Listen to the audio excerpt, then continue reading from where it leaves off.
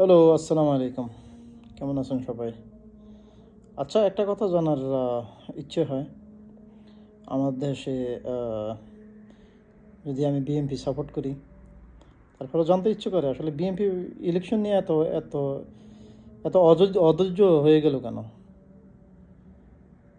BNP কি মনে করে যে ইলেকশন করার পরে যদি বিএনপি যদি ক্ষমতায় আসে, এখন বিএনপির চান্স আছে, বিএনপি আসার চান্স আছে। সবাই জানে।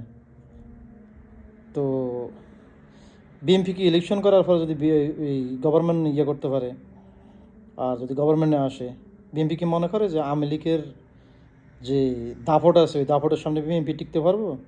আমার তো মনে হয় না। আর আমি তো বিএনপি করি, আমি জানি তো আমাদের বিএনপি সাংগঠনিক ক্ষমতা কতটুকু।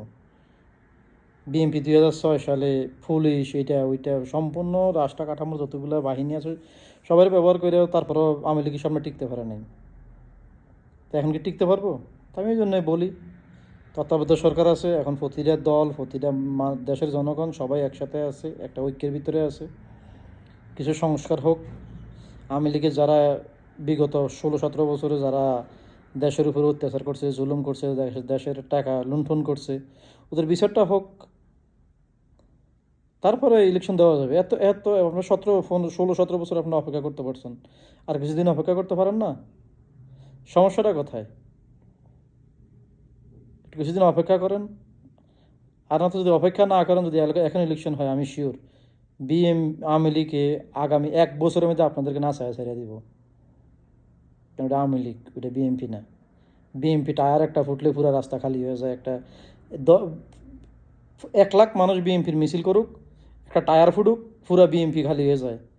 আর আওয়ামী লীগের এমন একটা দল, যারা যারা সংগ্রাম কীভাবে করতে হয়, চাঁদাবাজি মারামারি কীভাবে করতে হয়, সন্ত্রাস কীভাবে করতে হয়, ওরা সম্পূর্ণ প্র্যাকটিস করা। ওদের ওদের ওগুলা ওগুলা ওদের ফাঁড়ি থেকে শেখানো হয়। আপনারা টিকতে পারবেন আওয়ামী লীগের সামনে? এত অধৈর্য হওয়ার কিচ্ছু নেই। সংস্কারগুলো হয়ে অনেক। আওয়ামী লীগের যারা যারা দেশের সর্বনাশ করছে, দেশের মানুষের উপর অত্যাচার করছে, দেশের টাকা লুণ্ঠন করছে, ওদের আগে বিচারটা হয়ে অনেক, তারপরে ইলেকশন দেখ। সমস্যা কি? টাইম দেন একটু, কিছু ডক্টর মোহাম্মদ ইউনূসকে একটু টাইম দেন। উনি দেশটার একটু ভালো একটা পর্যায়ে নিয়ে আসুক, তারপরে ইলেকশনটা করুক। আমি তো সমস্যার কিছু দেখি না। তা আপনাদের শুভবুদ্ধির উদয় হোক, এটাই আপনাদের কাছে আশা থাকলো।